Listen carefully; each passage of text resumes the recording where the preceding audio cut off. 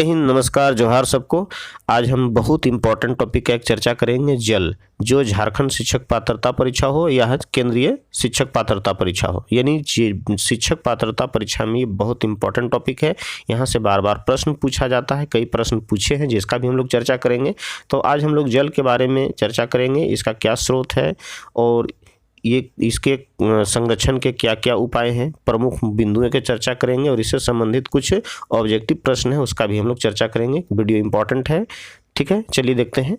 आज जल एक प्राकृतिक संसाधन है, ठीक है। यानी जल जो है प्राकृतिक संसाधन है और इसकी मात्रा भी काफ़ी सीमित है और ऐसी स्थिति में जल की संरक्षण की आवश्यकता होती है।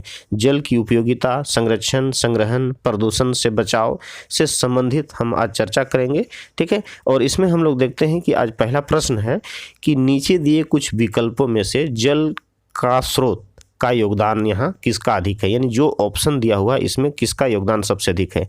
ग्लेशियर यानी बर्फ का, भूमिगत जल का, वायुमंडल में जो जल है उसका, या इनमें से कोई नहीं। तो दिए गए ऑप्शन में यहाँ आंसर क्या होगा, इसका ग्लेशियर होगा। यानी बर्फ के रूप में लगभग 2% से अधिक, यानी 2% के आसपास जल जो है हमका ग्लेशियर जल का स्रोत है।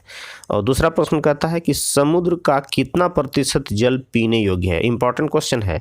देखिए, समुद्र में जल का जो स्रोत है उसमें लगभग 97% के आसपास जल जो होता है समुद्र में पाया जाता है। लेकिन यह प्रश्न पूछा है कि समुद्र में पाए जाने वाले जो जल है उसमें पीने योग्य कितना है ना। तो 97.2%, 2.15% या 0.65% या 0%।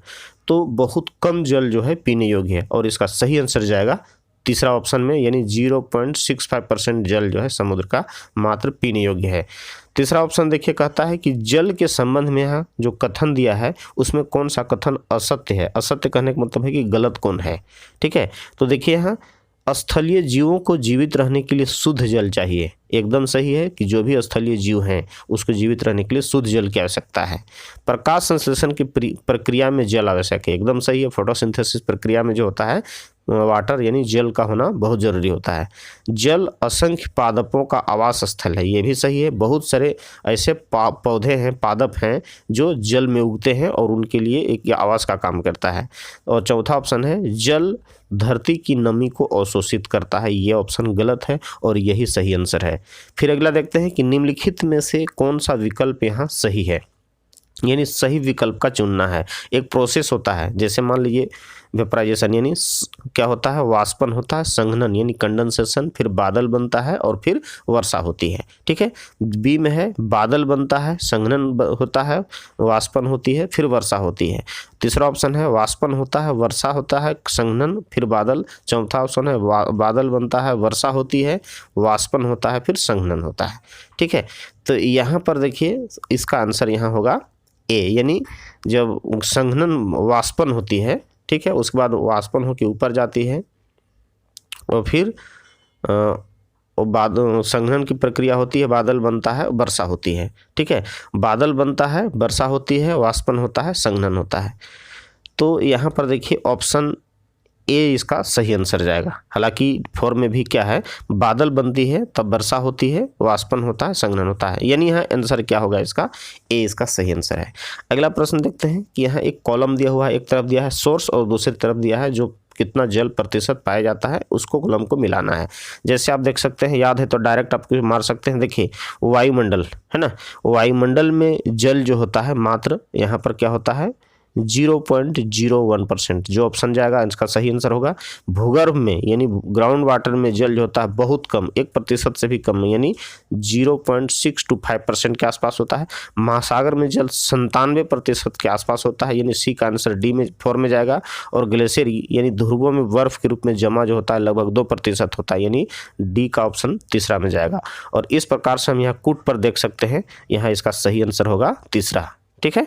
आगे देखते हैं कि एक अवस्था से दूसरी अवस्था में पानी बार बार बदलने तथा फिर से जल में परिवर्तित होने की प्रक्रिया, आसान क्वेश्चन है, क्या होगा इसमें, वाटर साइकिल कहलाता है। यानी वाटर साइकिल यानी जल चक्र कहलाता है। जल तीनों रूपों में पाया जाता है, ठोस, द्रव और गैस। सॉलिड, लिक्विड, गैस, तीनों फॉर्म में कन्वर्ट होते रहता है, इसको जल चक्र कहते हैं।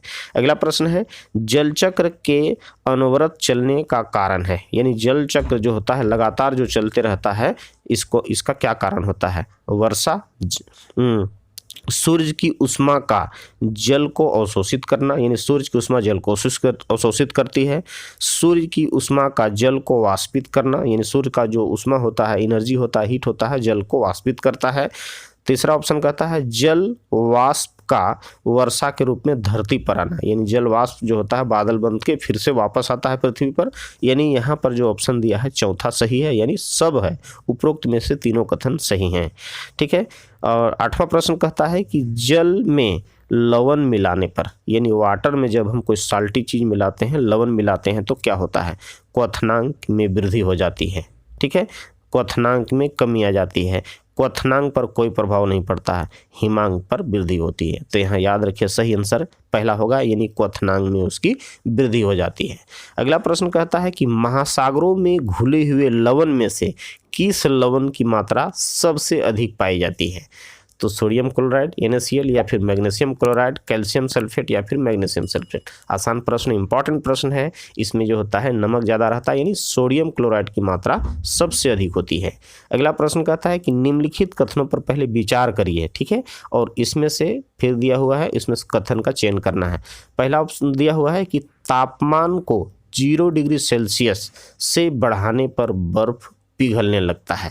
दूसरा ऑप्शन है बर्फ के पिघलने के लिए उष्मा ऊर्जा की आवश्यकता होती है, यानी बर्फ पिघलता है उसके लिए उष्मा ऊर्जा की आवश्यकता होती है। और तीसरा ऑप्शन है 1 ग्राम बर्फ के पिघलने के लिए 336 जूल उष्मा की आवश्यकता होती है। अब यहाँ कथन दिया हुआ है, इसमें से 3 कथन में कौन कौन कथन सही है? ठीक है, तो पहला देखिए क्या कहता है कि तापमान को 0 डिग्री बढ़ाने के लिए बर्फ जब होता है पिघलने लगता है, तापमान को 0 डिग्री यानी 0 डिग्री से आगे बढ़ाते हैं तो पिघलने लगता है, ये कथन सही है। दूसरा है बर्फ को पिघलने के लिए उष्मा ऊर्जा की आवश्यकता है, यानी बर्फ को पिघलने के लिए उसको हम एनर्जी देते हैं, ऊर्जा देते हैं तो वो पिघलने लगता है, उष्मा देते हैं तो पिघलने लगता है, ये भी कथन सही है। तीसरा कहता है 1 ग्राम बर्फ के पिघलाने के लिए 336 जूल उष्मा की आवश्यकता होती है, ये भी सही है। यानी पहला, दूसरा, तीसरा तीनों सही का यहाँ, यानी इसका मतलब होगा उपरोक्त में से सभी, यानी चौथा ऑप्शन सही आंसर है। आगे अगला प्रश्न कहता है सबसे अधिक लवणीय सागर है, इंपॉर्टेंट क्वेश्चन है। सबसे अधिक लवणीय यानी साल्टी, यहाँ सी जो है सागर कौन है? अरब सागर नहीं, भूमध्य सागर नहीं, लाल सागर, यानी इसमें डेड सी जो होता है मृत सागर सबसे ज़्यादा साल्टी होता है, सबसे ज़्यादा लवण उसमें होता है। ठीक है, अगला प्रश्न देखिए झील पर बर्फ के जमने के बाद मछलियां जीवित रह जाती है, यानी झील में बर्फ जम जाता है, इसके बावजूद भी मछलियां वहाँ जीवित रहती है। किस कारण से रहती है? तो देखिए क्योंकि जल का घनत्व कम होता है ना, जल का घनत्व कम होता है, झील के जल का घनत्व बर्फ से अधिक होता है, या फिर झील का जो जल का घनत्व जो होता है बर्फ से अधिक होता है, बर्फ का घनत्व अधिक होता है, और इनमें से सभी। तो इसका सही आंसर जाएगा दूसरा, यानी झील के जल का घनत्व जो होता है बर्फ के घनत्व से अधिक होता है। ठीक है, इसीलिए वो नीचे रहता है और नीचे पानी रहता है, वहाँ जल में मछलियाँ जीवित रहती हैं। अगला प्रश्न कहता है कि निम्नलिखित कथनों पर फिर विचार करना है। स्पर्श गंगा अभियान उत्तर प्रदेश में चलाया जा रहा है, यानी स्पर्श गंगा अभियान जो होता है कहाँ चलाया जा रहा है? उत्तर प्रदेश में। तरुण भारत संघ राजस्थान से संबंधित है। उपरोक्त दोनों कथन में से कौन कौन सही है? केवल 1, केवल 2, या फिर 1 और 2 दोनों, या फिर न तो 1 और न तो 2। तो इसका सही आंसर केवल 2 होगा, यानी तरुण भारत संघ जो है वह राजस्थान से संबंधित है। अगला प्रश्न है जब बर्फीला पानी किसी गिलास में डाला जाता है, यानी आइस जो होता है बर्फीला पानी जो होता है किसी गिलास में डाला जाता है तो गिलास के बाहरी सतह पर जलकण आ जाते हैं। ठीक है, इसका एक और कारण दे सकते हैं, यदि फ्रिज से कोई पेप्सी या फिर जो होता है कोल्ड ड्रिंक को जो बाहर निकाला जाता है तो उस बोतल के बाहर की ओर से जलकण आ जाते हैं। इसका क्या कारण होता है? द्रवीकरण के कारण, वाष्पीकरण के कारण, उन्नयन के कारण, या फिर इनमें से कोई नहीं। तो इसका कारण होता है द्रवीकरण के कारण, क्योंकि जब गैस मॉलिक्यूल जो होते हैं बाहर में वो जब वो ग्लास के संपर्क में जाते हैं, वो कांच के संपर्क में जाते हैं, तो कांच के अंदर जो लिक्विड होता है वो ठंडा होता है और उसके संपर्क में आने से जलकण जो होते हैं संघनित हो जाते हैं और उसके में कण के रूप में बदल जाते हैं।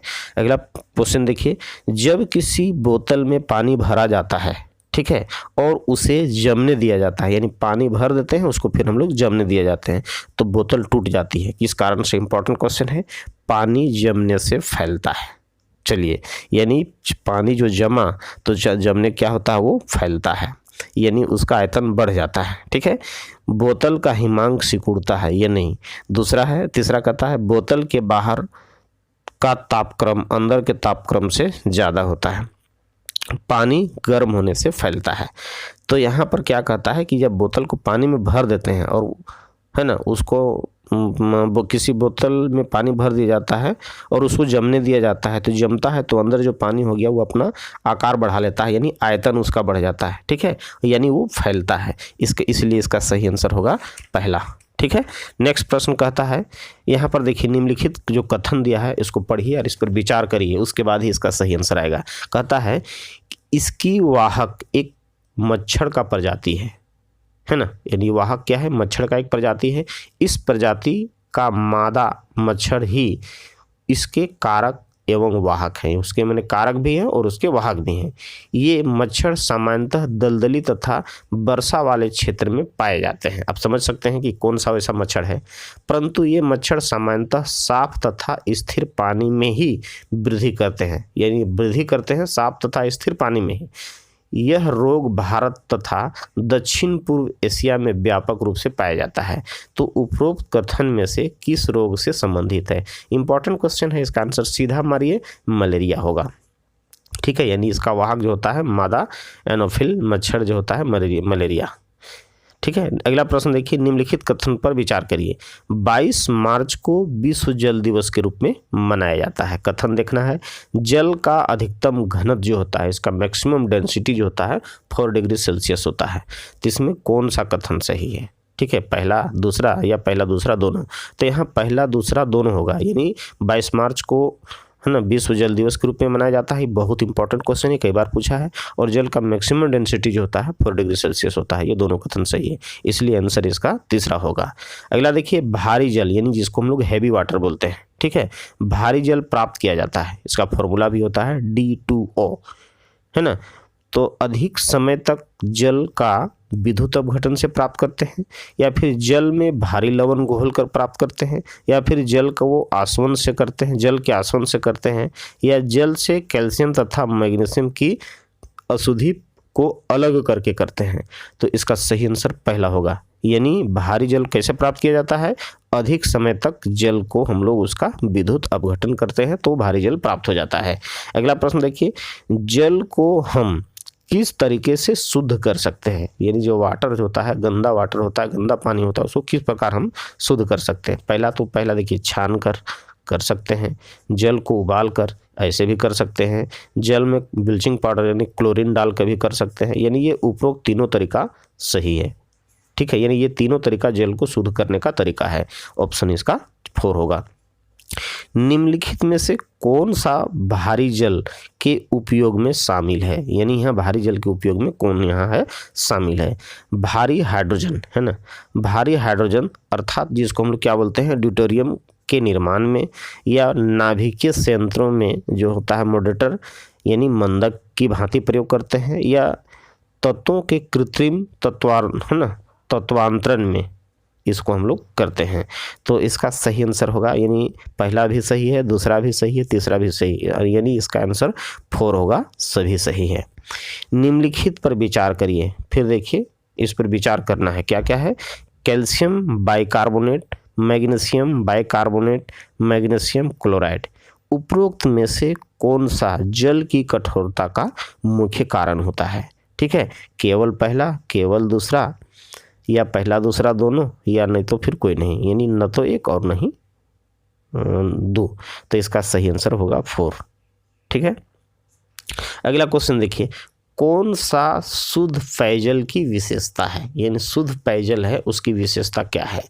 रोगवाहक सूक्ष्मजीवों की उपस्थिति, ये तो होगा ही नहीं। आसवन द्वारा, ये भी नहीं। यानी आवश्यक मात्रा में घुली हुई ऑक्सीजन, जो शुद्ध पेयजल की आवश्यक जो विशेषता है, क्या है, आवश्यक मात्रा में घुला होना चाहिए ऑक्सीजन, यही इसका सही आंसर है। हानिकारक रसायन भी नहीं होगा। अगला प्रश्न देखिए, निम्नलिखित कथनों पर विचार करिए। ठीक है, निम्नलिखित कथन क्या क्या है। पहला देखिए, शुद्ध पेयजल रंगहीन, गंधहीन, स्वच्छ तथा पारदर्शक होता है, एकदम सही है। शुद्ध जल को शुद्ध करने के लिए पोटासियम परमैंगनेट या फिर ब्लीचिंग पाउडर का उपयोग किया जाता है। दो कथन दिया हुआ है। अब इसमें से देखिए, एक सही है, दो सही है, या पहला दूसरा दोनों सही है, या फिर न तो पहला और न तो दूसरा, कौन असत्य है।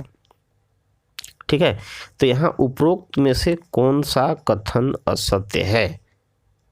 तो यहाँ तो न तो, यहाँ इसका सही आंसर होगा न तो एक असत्य है न तो दो असत्य है। कहने का मतलब है कि सभी सही है, इसलिए आंसर यहाँ असत्य पूछा है, तो असत्य तो कोई है ही नहीं, है ना। इसलिए आंसर इसका देखिए बड़ा कन्फ्यूजन कर दिया है टाइप का क्वेश्चन। बढ़िया से पूरा नहीं पढ़ेंगे ना तो क्वेश्चन गलत कर देंगे। ठीक है, इसलिए यहाँ वो लास्ट देखना है कि असत्य पूछा है, जबकि दोनों क्या है, सही है, इसलिए आंसर इसका जाएगा 4 पर। 24 प्रश्न कहता है, जल प्रदूषण की प्रक्रिया में सम्मिलित है, कौन सा सम्मिलित है, याद रखना है, जल की प्रदूषण प्रक्रिया में कौन सा सम्मिलित है। जलाशयों में अनैच्छिक पदार्थों का मिलाना। दूसरा है, जल का उपयोग हानिकारक हो जाना, है ना, जल का उपयोग जब हानिकारक हो जाता है, या जल के तापमान में परिवर्तन करना। ठीक है, तो नीचे दिए गए कूट का प्रयोग सही उत्तर का चयन करने के लिए करना है। तो यहाँ पर जो इसका आंसर होगा, यानी पहला भी सही है, यानी जलाशयों में अनैच्छिक पदार्थ मिलने से जल प्रदूषित होता है। जल का उपयोग जब हानिकारक हो जाता है समझिए प्रदूषित है। जल में के तापमान में जब परिवर्तन होता है उससे भी होता है, यानी इसका सही आंसर होगा डी, यानी 4, ये उपरोक्त में से सभी। 25 प्रश्न में देखिए, कहता है कि निम्नलिखित कथन पर फिर पढ़िए और उस पर विचार करना है। कथन क्या क्या है, जल शरीर में उपापचय की प्रक्रिया में सहायक होता है ना। उपापचय की प्रक्रिया में क्या होता है, सहायक होता है। जल शरीर के तापमान को अनुकूलित बनाए रखने में सहायक होता है। अब फिर देखिए, उपरोक्त दो कथन है, ये दोनों कथन में कौन कौन सही है, केवल एक, केवल दो, एक या दो, दोनों, या फिर न तो एक सही है और न तो दो सही है। नहीं, यहाँ पर आंसर इसका क्या होगा, तीसरा होगा, यानी पहला कथन भी सही है, दूसरा कथन भी सही है। ठीक है, अगला फिर देखिए 26 में कहता है कि निम्नलिखित में से कौन सी बीमारी प्रदूषित जल से होती है, यानी जल के कारण वह बीमारी होती है। हैजा, पीलिया, चेचक, टाइफाइड या फिर पेचिस। तो ऑप्शन देखिए, पहला हैजा तो होता है, दूसरा पीलिया भी होता है, चौथा ये चेचक नहीं होता है, चौथा टाइफाइड भी होता है, क्या होता है, जल के कारण होता है, और फिर पेचिस भी होता है जल के कारण। इसलिए यहाँ जो सही आंसर जो होगा, पहला आंसर सही है। ठीक है, आगे देखिए, मिनी माता रोग किस धातु के पानी में घुले होने से होता है, यानी मिनी माता जो रोग होता है कौन सी धातु है जो पानी में घुल जाता है, जिसका हम लोग प्रयोग करते हैं तब वो होता है। कैडमियम, पारा, तांबा या फिर लोहा। तो एकदम आसान प्रश्न है, इसका आंसर होगा पारा। ठीक है, अगला प्रश्न देखिए, दूषित जल से होने वाली बीमारियों से बचने के लिए क्या क्या करना चाहिए, क्योंकि मैक्सिमम बीमारी गंदा पानी से ही होता है, दूषित जल से होता है। इससे बचने के लिए हमें क्या करना चाहिए, पानी को उबाल कर पीना चाहिए, सही हो सकता है। पानी में शुद्धता बनाए रखने के लिए उसमें फिटकरी भी कभी कभी डालना चाहिए, ये भी सही हो सकता है। क्लोरीन, पानी में क्लोरीन भी मिलाना चाहिए। तो यहाँ पर देखिए, इसका तो ये तीनों कूट जो दिया है सही है, पहला दूसरा तीसरा। तो चलिए यहाँ पर देखिए, पहला दूसरा यानी सीधा देखिए ऑप्शन 4 इसका सही आंसर है। अगला प्रश्न देखते हैं 29 प्रश्न देखिए, इंपॉर्टेंट कहता है कि मलेरिया से संबंधित निम्न कथनों पर विचार करना है। रोनाल्ड रोस को मलेरिया का कारक खोजने के कारण उसे नोबेल प्राइज दिया गया था, एकदम सही है। सिनकोना की छाल से कुनिन प्राप्त की जाती है, ये भी सही है, जो मलेरिया उपचार में काम आता है। तो यहाँ देखिए कहता है कि सही कथन का चयन करना है, केवल एक, केवल दो, यानी 1 और 2 दोनों होगा। ठीक है, यानी रोनाल्ड रोस जो है, जिनका जन्म हमारे भारत में ही उत्तराखंड के कुमायूं के अल्मोड़ा नामक गांव में हुआ था, और इन्होंने ही मलेरिया को कारक खोजने के कारण इसे नोबेल प्राइज दिया गया था। और चिनकोना की छाल से कुनेन प्राप्त की जाती है, ठीक है, इसलिए इसका यहाँ जो आंसर होगा क्या होगा, तीसरा सही आंसर होगा। 30 प्रश्न देखिए, निम्नलिखित में से किस जल स्रोत का घनत्व तो सबसे अधिक है। इंपॉर्टेंट क्वेश्चन है, यानी यहाँ जो जल पाया जाता है कहाँ, बंगाल की खाड़ी, अरब सागर, उपरोक्त में से दोनों समान है या उपरोक्त में से कोई नहीं। तो यहाँ पर देखिए इसका सही आंसर होगा यानी तीसरा,